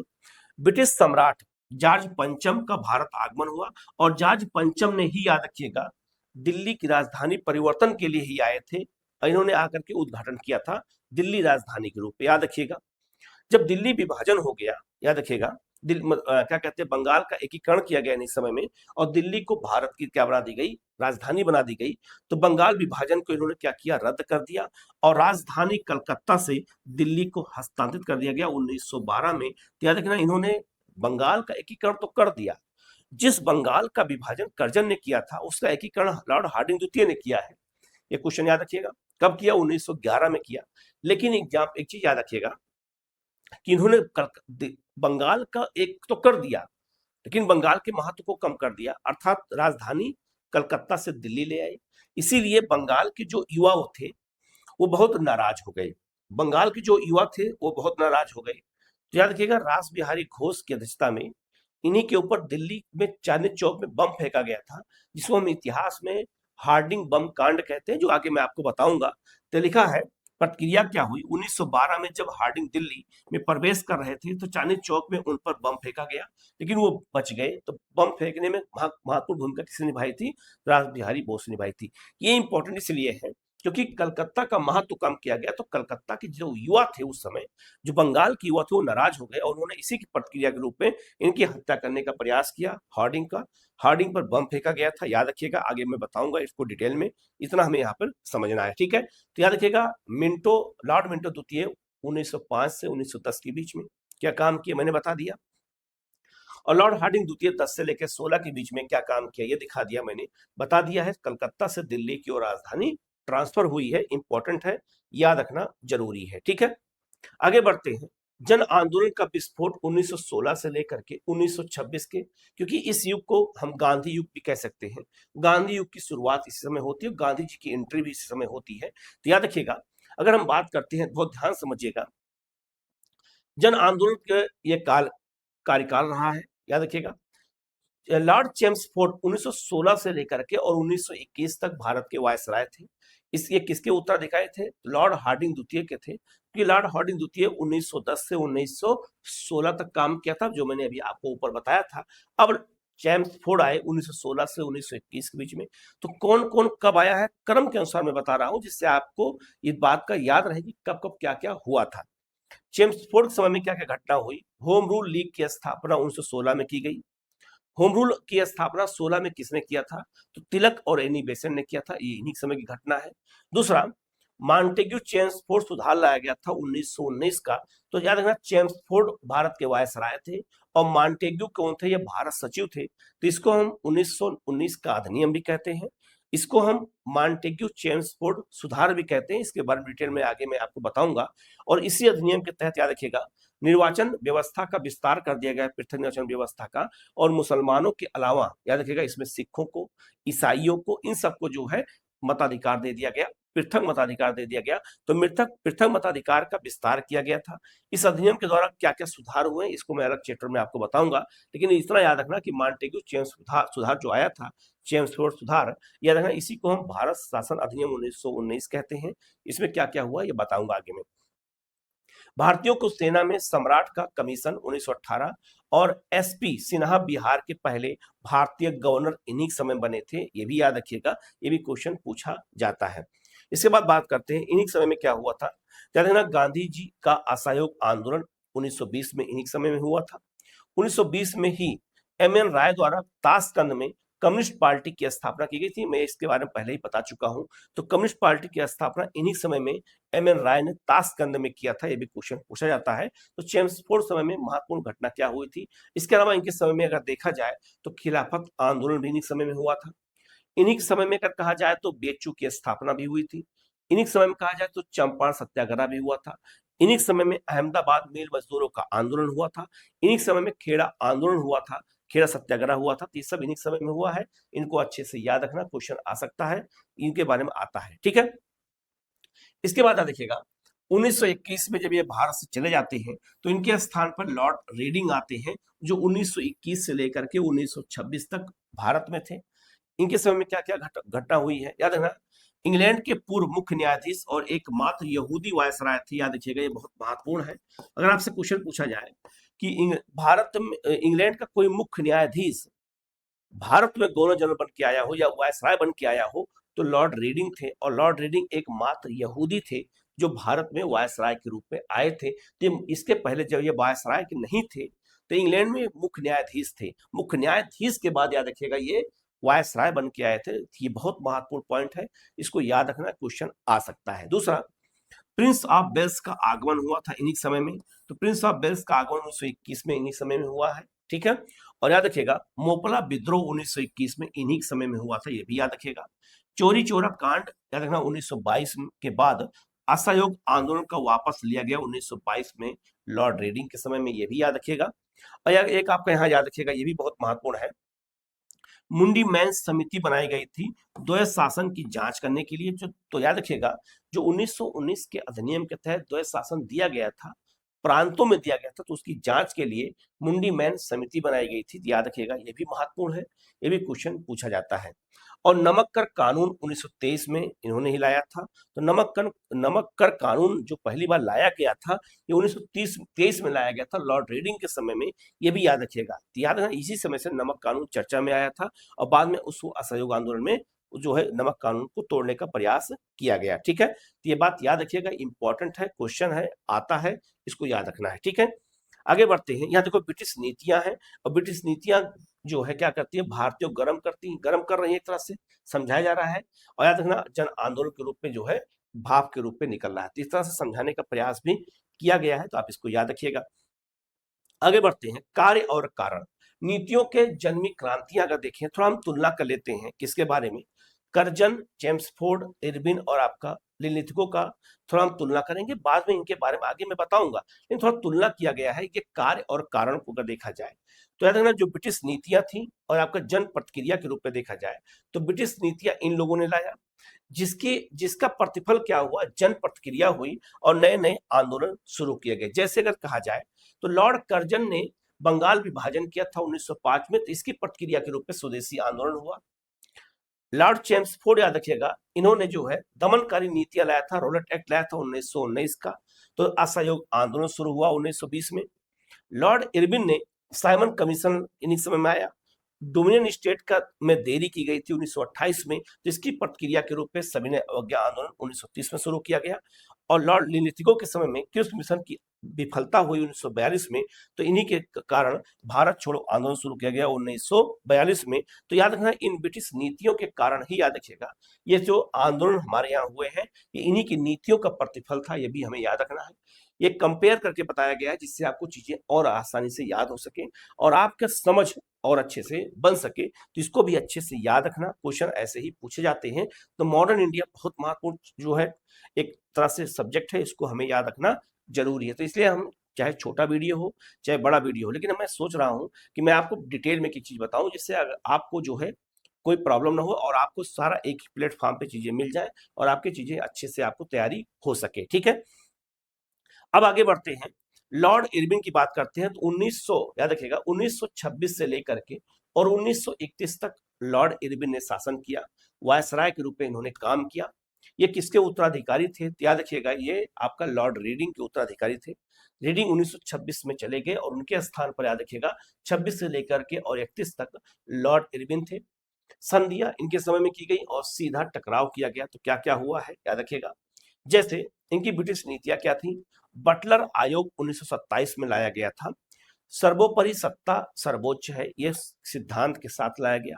बटलर समिति याद रखिएगा बहुत महत्वपूर्ण समिति है, ये क्वेश्चन पूछा जाता है, कई बार आ चुका है, इंपॉर्टेंट है, इसको याद रखना। बटलर समिति लाई गई थी देशी रियासतों के साथ संबंधों को निर्धारित करने के लिए, इंपॉर्टेंट है। इरविन का बहुत महत्वपूर्ण ये काम था, याद रखिएगा, इंपॉर्टेंट है। दूसरा, दीपावली घोषणा लाया गया था 1929 में। आपसे क्वेश्चन पूछा जाएगा दीपावली घोषणा कब आया था, तो 1929 में आया था। क्या था इसमें, डोमिनियन स्टेट का प्रस्ताव इसमें रखा गया था, दीपावली प्रस्ताव, क्योंकि दीपावली के दिन ही लाया गया था तो नाम पड़ गया दीपावली प्रस्ताव, जो इरविन के समय में महत्वपूर्ण था।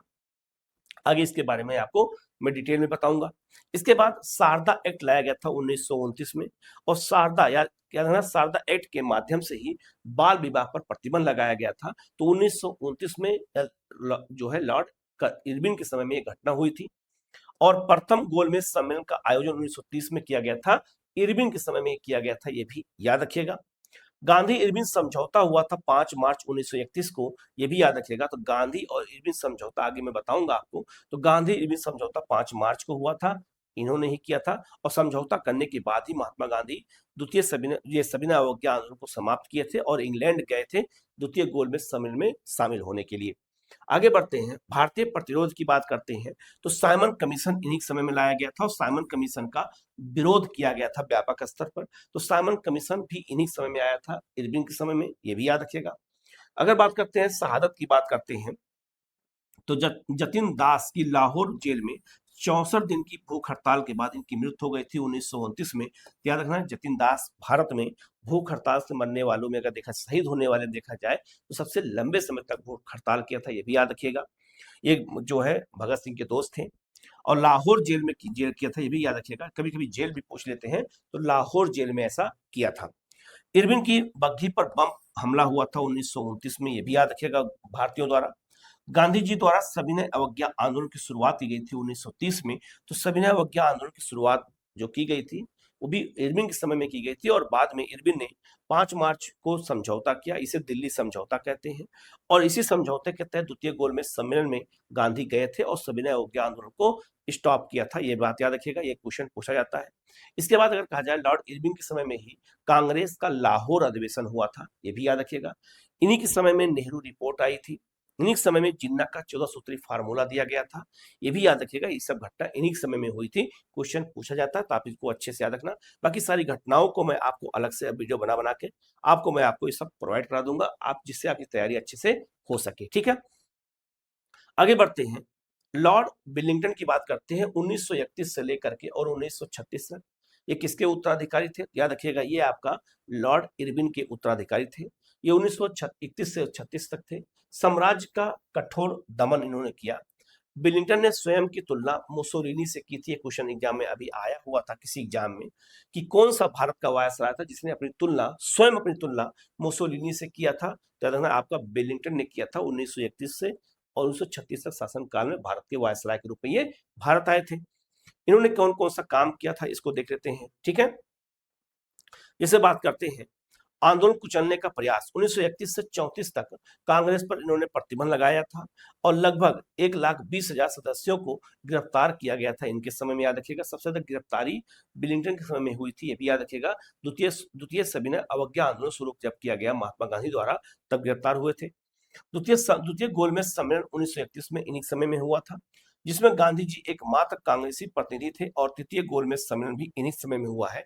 तो पहला गोलमेज सम्मेलन इरविन के समय में, दूसरा और तीसरा याद रखिएगा लॉर्ड विलिंगटन के समय में हुआ है, ये भी याद रखिएगा, क्वेश्चन पूछा जाता है। वैधानिक परिवर्तन क्या किया गया? भारत शासन अधिनियम 1935 पारित हुआ। तो भारत शासन अधिनियम 1935 किसके समय में पारित हुआ था? लॉर्ड विलिंगटन के समय में पारित हुआ है, जिसका ढांचा लिलिथिको की परवर समिति की ने बनाया था। तो याद रखना, परवर समिति के अध्यक्ष कौन थे? लिलिथिको थे। इन्हीं के प्रयास से 1935 का अधिनियम बनाया गया था, ये भी याद रखना। गोलमेज सम्मेलन का परिणाम था और साइमन कमीशन की रिपोर्ट पर ही गोलमेज सम्मेलन बुलाया गया था, और उसी गोलमेज सम्मेलन का परिणाम 1935 का अधिनियम था, ये भी याद रखना। आगे और डिटेल में बताऊंगा मैं। 1934 में सविनय अवज्ञा आंदोलन अंतिम रूप से समाप्त हुआ और 1934 में बिहार में भयंकर भूकंप आया था, तीन ही समय में आया था। और गांधी जी जब जब बिहार में भूकंप आया था तो गांधी जी ने कहा था कि ये याद रखना, जो वहां के दलितों को सवर्ण परेशान करते हैं और उनके साथ भेदभाव करते हैं, ये उसी का प्रतिफल है। तो उस इस भूकंप की तुलना वहां पे छुआछूत से महात्मा गांधी ने जोड़ा था, ये भी याद रखिएगा, इंपॉर्टेंट है, क्वेश्चन पूछा जाता है, ठीक है। आगे बढ़ते हैं। लॉर्ड लिलिथगो आए थे 1936 से लेकर के 1944 तक आए थे।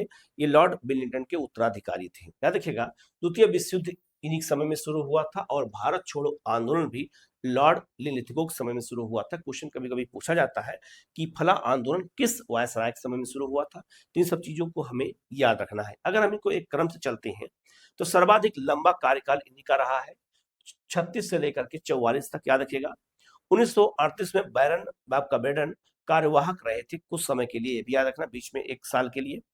लेकिन सबसे लंबा कार्यकाल 36 से लेकर के और 44 तक इनका रहा है, याद रखिएगा, जो सर्वाधिक लंबा कार्यकाल है, ठीक है। वैश्विक संकट क्या हुआ? 1939 में द्वितीय विश्व युद्ध की शुरुआत हुई। सेना के आधुनिकीकरण के लिए आपका चैटफील्ड कमेटी का गठन किया गया था इन्हीं समय में, सेना का आधुनिकीकरण किया जाए। और साथ में याद रखिएगा, वैश्विक संकट 1939 में जो द्वितीय विश्व युद्ध शुरू हुआ, ये भी याद रखना किसके समय में शुरू हुआ था? तो लॉर्ड लिलिथगो के समय में शुरू हुआ था, ये भी याद रखिएगा, ये भी क्वेश्चन पूछा जाता है। प्रथम विश्व युद्ध किसके समय में शुरू हुआ था? तो याद रखना किसके समय में शुरू हुआ था? तो याद रखना वो किसके समय में शुरू हुआ था? जेम्स फोर्ड के समय में हुआ था, ठीक है।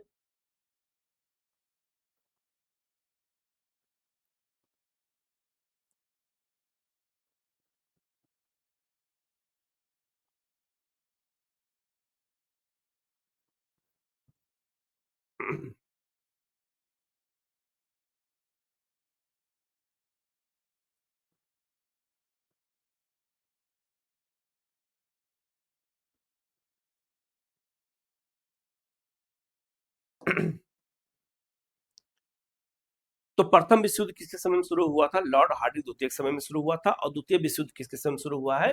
तो लॉर्ड लिलिथगो के समय में शुरू हुआ है, ये भी याद रखिएगा, ये भी क्वेश्चन एग्जाम में पूछा जाता है। इसके बाद बात करते हैं, याद रखना द्वितीय विश्व युद्ध शुरू हुआ और याद रखिएगा जो है इन्होंने क्या किया, 1940 में भारतीयों को खुश करने के लिए एक अगस्त प्रस्ताव लाया, अगस्त के महीने में लाया था। तो अगस्त प्रस्ताव कौन लाया था?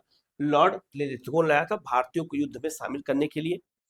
याद रखिएगा कि असफल प्रस्ताव क्या था? आपका अगस्त प्रस्ताव 1940 में लाया गया और क्रिस मिशन भी इन्हीं समय में लाया गया था 1942 में। तो अगस्त प्रस्ताव और क्रिस मिशन दोनों का उद्देश्य यही था कि भारतीयों को युद्ध में शामिल किया जाए और भारतीयों को युद्ध में शामिल करने के बाद जो है हम उनको डोमिनेंट स्टेट का दर्जा देंगे। लेकिन के नेताओं ने कहा कांग्रेस ने कहा कि जो देना हो आप युद्ध के पहले दो, युद्ध के बाद हमें नहीं चाहिए।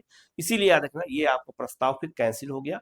तो अगस्त प्रस्ताव वापस ले लिया गया था। अगर आपसे कभी पूछा जाए कि अगस्त प्रस्ताव कौन लाया था, तो लॉर्ड लिली थे, वो लाए थे। क्यों लाए थे, तो याद रखिएगा भारतीयों को युद्ध में शामिल करने के लिए लाए थे। आगे मैं इसके बारे में डिटेल में आपको बताऊंगा, ठीक है। आगे लिखा है असफल प्रस्ताव था। अगस्त प्रस्ताव 1940 में और क्रिस मिशन का भारत आगमन हुआ मार्च 1942 में। ध्यान रखना क्रिस मिशन और चाहे अगस्त प्रस्ताव दोनों एक ही उद्देश्य के लिए लाया गया था और दोनों लॉर्ड लिथुक के समय में लाया गया था, ये भी याद रखना। बाद में ये असफल हो गया। फिर भारत छोड़ो आंदोलन, इसी की प्रतिक्रिया के रूप में भारत छोड़ो आंदोलन शुरू हुआ। क्रिप्स की अविफलता के बाद अगस्त 1942 में भारत छोड़ो आंदोलन शुरू किया गया। क्विट इंडिया मूवमेंट का शंखनाद हो गया, ये भी याद रखना, ये भी क्वेश्चन पूछा जाता है। 1941 में रविन्द्रनाथ टैगोर का निधन हो गया था इन्हीं समय में, ये भी याद रखिएगा। तो रविन्द्रनाथ टैगोर का निधन इन्हीं समय में किया हुआ था। भारत छोड़ो आंदोलन इन्हीं समय में हुआ था, ये भी याद रखिएगा। क्वेश्चन पूछा जाता है कि भारत छोड़ो आंदोलन किसके समय में हुआ था, तो इन्हीं की नीतियों का भी एक प्रतिफल था। चाहे आपका अगस्त प्रस्ताव की असफलता हो, किस मिशन की असफलता हो, दोनों याद रखिएगा, क्वेश्चन पूछा जाता है। तो आप लोग गलती बिल्कुल मत करिएगा, ठीक है। अब हम लोग आगे बढ़ते हैं और लॉर्ड बेबल को देखेंगे। तो याद रखना लॉर्ड लिथगो के बाद 1944 से 1947 तक लॉर्ड बेबल भारत के वायसराय के रूप में आए। गतिरोध और अंतिम घड़ियां इनके समय क्या क्या हुई, इसको याद रखना है। शिमला सम्मेलन 1945 में इन्हीं के समय में हुआ था। भावी संवैधानिक सुधारों पर मुस्लिम लीग को एक प्रकार से वीटो प्राप्त हुआ था, याद रखिएगा। इसमें यह नियम था कि शिमला सम्मेलन में इसलिए बुलाया गया था कि जो वायसराय की कार्यकारिणी होती थी उसमें हिंदू और मुसलमान सदस्य दोनों बराबर बराबर होते थे। हिंदू सदस्यों की नियुक्ति अलग अलग पार्टियों से हो चुकी थी। केवल मुस्लिम सदस्यों की नियुक्ति होनी थी 6 सदस्यों की, जिसको लेकर के शिमला में बैठक बुलाई गई थी। उसमें मुस्लिम लीग की ओर से जिन्ना गए थे, कांग्रेस की ओर से उसमें अबुल कलाम आजाद गए थे, क्योंकि कांग्रेस के अध्यक्ष उस समय वही थे। वहां गए तो जिन्ना ने एक डिमांड किया कि जो 6 सदस्य होंगे वो केवल मुस्लिम लीग से आएंगे और कहीं से नहीं आएंगे। इसीलिए याद रखना बेबल योजना यही थी और शिमला सम्मेलन इसीलिए बुलाया गया था। तो शिमला सम्मेलन इसी जिन्ना के हिट जो है, क्या कहते हैं, एक तरह से जिन्ना के जो है हद के कारण, तो इस तरह से जिन्ना के जो आपका जिद के कारण, याद रखना शिमला सम्मेलन क्या हो गया, फेल हो गया, ये भी याद रखिएगा। अंतरिम सरकार 1946 में जवाहरलाल नेहरू की अध्यक्षता में अंतरिम सरकार की स्थापना इन्हीं समय में की गई थी। तो अंतरिम सरकार में कौन कौन मंत्री थे, क्या था, वो मैं आगे आगे आपको बताऊंगा। ये आपका लॉर्ड बेबल के समय में ही हुआ था। इसके बाद कैबिनेट मिशन 1946 में भारत आया था और कैबिनेट मिशन का जो आगमन भारत में हुआ था 46 में हुआ था। और सत्ता हस्तांतरण की रूपरेखा तय करना, तो बेबल योजना जो आपका बेबल के समय में ही कैबिनेट मिशन भारत आया था और इसी कैबिनेट मिशन के कहने पर ही अंतिम सरकार गठन किया गया। इसी की सिफारिश पर भारत में संविधान सभा का निर्माण किया गया, जो मैं आगे आपको बताऊंगा। और ऐतिहासिक घोषणा 20 फरवरी 1947 को ब्रिटेन के प्रधानमंत्री एटली द्वारा यह घोषित किया गया कि 30 जून 1948 तक भारत को स्वतंत्र कर दिया जाएगा। अर्थात पूरी तरह से 30 जून 1948 तक भारत को पूरी तरह से क्या किया जाएगा, छोड़ दिया जाएगा। तो 30 जून याद रखिएगा, इसी 30 जून को लॉर्ड माउंटबेटन भारत से वापस गए थे और 30 जून को ही याद रखना सिराज गोपालाचारी को भारत का गवर्नर जनरल बनाया गया था, जो 1948 से लेकर के 1900 आपका 50 तक थे। तो भी आगे उनके बारे में आपको बताऊंगा मैं, तो ये बात याद रखिएगा, इंपॉर्टेंट है, जानना जरूरी है, ठीक है। आगे बढ़ते हैं, लॉर्ड माउंटबेटन की बात करते हैं। 1947 से लेकर के और 1948 तक थे। 1947 में ये आए थे और 1948 में 30 जून तक थे। विभाजन और एक नई सुबह की शुरुआत इन समय हुई। ये अंतिम ब्रिटिश वायसराय थे, याद रखिएगा, ये अंतिम ब्रिटिश वायसराय थे और भारत के पहले वायसराय लॉर्ड कैनिंग थे, ये भी याद रखिएगा। 1858 के अधिनियम के तहत उनको बनाया गया था और स्वतंत्र भारत के प्रथम गवर्नर जनरल थे, याद रखिएगा। जब देश आजाद हो गया तो इन्हीं को भारत का जो है क्या बना दिया गया, गवर्नर जनरल बना दिया गया। तो याद रखिएगा स्वतंत्र भारत की, इंपॉर्टेंट है, स्वतंत्र भारत के ये प्रथम और अंतिम दोनों गवर्नर जनरल थे, ये बात याद रखिएगा, इंपॉर्टेंट है। और इसके बाद सिराज गोपालाचारी को बनाया गया। 3 जून क्या है, 3 जून 1947 को याद रखिएगा भारत विभाजन की आधिकारिक घोषणा की गई। तो 3 जून योजना कहते हैं इसी को हम लॉर्ड माउंटबेटन योजना कहते हैं। तो अगर आपसे क्वेश्चन पूछा जाए कि भारत को किस योजना के तहत आजादी मिली या भारत को किस योजना के तहत विभाजित किया गया, तो 3 जून योजना के तहत विभाजित किया गया था। और 3 जून योजना को ही लॉर्ड माउंटबेटन योजना कहते हैं। इस बात को याद रखिएगा, इंपॉर्टेंट है। तो योजना अगर पूछा जाए, हमारा देश विभाजन किस योजना के तहत हुआ, तो माउंटबेटन योजना या 3 जून योजना के तहत हुआ है। भारत की स्वतंत्रता किस अधिनियम के तहत मिली है, तो 1947 के अधिनियम के तहत मिली है। ये बात याद रखिएगा, आगे बताऊंगा। 4 जुलाई को क्या हुआ था, 4 जुलाई को याद रखिएगा 1947 को लेबर पार्टी के प्रधानमंत्री एटली ने ब्रिटिश संसद में स्वतंत्रता विधेयक पेश किया और 18 जुलाई को सम्राट के हस्तांतरण उस पे हो गए। तो 4 जुलाई को ही पेश किया गया था, अधिनियम पेश किया गया था 1947 का, जिसके तहत भारत को आजादी मिली है। तो अगर योजना पूछा जाए तो योजना अलग चीज है, और अगर अधिनियम पूछा जाए तो अलग है। तो अगर योजना पूछा जाए तो देश का विभाजन और देश की आजादी 3 जून योजना के तहत, माउंटबेटन योजना के तहत मिली है। और अधिनियम पूछा जाए तो 1947 अधिनियम के तहत मिली है। तो योजना और अधिनियम दोनों अंतर है, याद रखिएगा। 15 अगस्त क्या हुआ, बंटवारा हो गया। तो याद रखना, माउंटबेटन की अध्यक्षता में बंटवारा परिषद का गठन किया गया। 14 अगस्त को पाकिस्तान और 15 अगस्त को 47 को भारत स्वतंत्र राष्ट्र के रूप में बन गए। तो याद रखिएगा, इंपॉर्टेंट है। सर क्लाउड आपका क्या कहते हैं, आचिन लेक 15 अगस्त 1947 तक ब्रिटेन के भारत में अंतरिम सर्वोच्च कमांडर रहे। अतिरिक्त तथ्य क्या है, जो है अगर देखा जाए, देश हमारा आजाद जब हो गया तो 1979 में आयरिश पब्लिकन आर्मी द्वारा माउंटबेटन की हत्या कर दी गई थी, याद रखिएगा। तो लॉर्ड माउंटबेटन जो याद रखिएगा, इनकी हत्या की गई थी, याद रखना कब, रिपब्लिकन आर्मी द्वारा 1979 में। तो एक ये अतिरिक्त तथ्य है, इसको याद रखना जरूरी है, ठीक है। ये इंपॉर्टेंट है, इसको याद रखना जरूरी है कि किस योजना के तहत क्या क्या मिला। बाकी सब चीजों के बारे में डिटेल में हम आपको एक एक चीज बताएंगे, तो आप लोग बिल्कुल निश्चिंत रहिएगा। अब आते हैं सी राजगोपालाचारी, आते हैं 1948 में। याद रखिएगा 30 जून को यह आदेश हुआ था कि 30 जून तक भारत को ब्रिटेन छोड़ देगा। तो माउंटबेटन 30 जून को जब चले गए, तो 30 जून 1948 से 24, याद रखना जनवरी 24 जनवरी 1950 तक भारत के गवर्नर जनरल कौन थे, सी राजगोपालाचारी थे। भारतीय हाथों में सर्वोच्च सत्ता आ गई। याद रखना, गवर्नर जनरल, स्वतंत्र भारत के प्रथम और अंतिम भारतीय गवर्नर जनरल कौन है, सी राजगोपालाचारी है। यहाँ भारतीय भी याद रखिएगा, स्वतंत्र भारत भी याद रखिएगा, ये प्रथम भी याद रखिएगा और अंतिम भी याद रखिएगा। और क्या थे, गवर्नर जनरल थे, ये भी याद रखिएगा, ये भी क्वेश्चन पूछा जाता है। राष्ट्र का एकीकरण हुआ, हैदराबाद के निजाम के विरुद्ध निर्णायक पुलिस कार्रवाई की गई और हैदराबाद को याद रखिएगा मिला लिया गया भारत में, ठीक है। गणतंत्र का उदय हुआ, 26 नवंबर 1949 को भारत का संविधान बनकर तैयार हुआ। 26 जनवरी 1950 को संविधान लागू हुआ। डॉक्टर राजेंद्र प्रसाद भारतीय स्वतंत्रता के पहले राष्ट्रपति मनोनीत हुए थे, ये भी याद रखिएगा, मनोनीत हुए थे। और गवर्नर जनरल का पद सदा के लिए क्या किया गया, समाप्त कर दिया गया। तो 24 जनवरी को याद रखिएगा 1950 को ये पद पे थे, इनको हटा करके, और 24 जनवरी को ही जो है राष्ट्रपति मनोनीत किसको किया गया, डॉक्टर राजेंद्र प्रसाद को किया गया, ये बात याद रखिएगा। और वहीं से गवर्नर जनरल का पद हमेशा के लिए क्या हो गया, समाप्त हो गया। तो इंपॉर्टेंट है, इसको जानना जरूरी है, क्वेश्चन अगर आए तो गलत ना होने पाए। सत्ता का जो आपका विकास है, तानाशाही से लोकतंत्र तक 1899 से और 1905 की घटनाओं को अगर एक बार हम और देखते हैं, तो 1899 में कर्जन पूर्ण साम्राज्यवादी तानाशाह था। 1919 में लॉर्ड चेम्सफोर्ड के समय में द्वैध शासन और नाम मात्र की भागीदारी भारतीयों को दी गई। 1935 में लॉर्ड लिथगो के समय में प्रांतीय स्वतंत्रता दी गई और केंद्र में द्वैध शासन लागू किया गया, आगे बताऊंगा मैं। 1947 में लॉर्ड माउंटबेटन ने एक स्वतंत्र डोमिनियन के रूप में संवैधानिक प्रमुख के रूप में इन्होंने काम किया। और 1950 में डॉक्टर राजेंद्र प्रसाद एक संप्रभु गणतंत्र के निर्वाचित राष्ट्रपति के रूप में इनको चुना गया। तो याद रखिएगा, ये महत्वपूर्ण है। इतिहास केवल शासकों का नहीं है, बल्कि उन लोगों का भी है, होता है जो उनके खिलाफ खड़े होते हैं। 50 वर्षों का संघर्ष, एक साम्राज्य का अंत, एक राष्ट्र का उदय हुआ। इस तरह से जो है अलग अलग जो है शासन काल में, चाहे बंगाल के गवर्नर के रूप में जिन जिन लोगों ने काम किया वो मैंने आपको अलग से बता दिया है। बंगाल के गवर्नर जनरल के रूप में किन लोगों ने काम किया ये मैंने बता दिया। भारत के गवर्नर जनरल के रूप में किन किन लोगों ने काम किया ये भी मैंने बताया। और भारत के वायसराय के रूप में किन किन लोगों ने काम किया है, किसके समय कौन कौन सी घटना हुई है, सब मैंने डिटेल में यहाँ पे बता दिया है आप लोगों को। ये बहुत महत्वपूर्ण वीडियो है, इसको जानना इसको देखना जरूरी है, क्योंकि यहाँ से क्वेश्चन बार बार पूछे जाते हैं। तो आप लोग बिल्कुल अच्छे से तैयारी करिए। क्विक आईएएस के माध्यम से जितनी तैयारी आपकी हो सकती है उतनी आपकी तैयारी कराई जाएगी। और हमारा जो बैच है, चाहे यूपीपीसीएस का हो, चाहे आपका बीपीएससी का हो, शुरू किया गया है, उसकी मेंस आंसर राइटिंग शुरू कर दी गई है, तो आप ज्वाइन कर सकते हैं।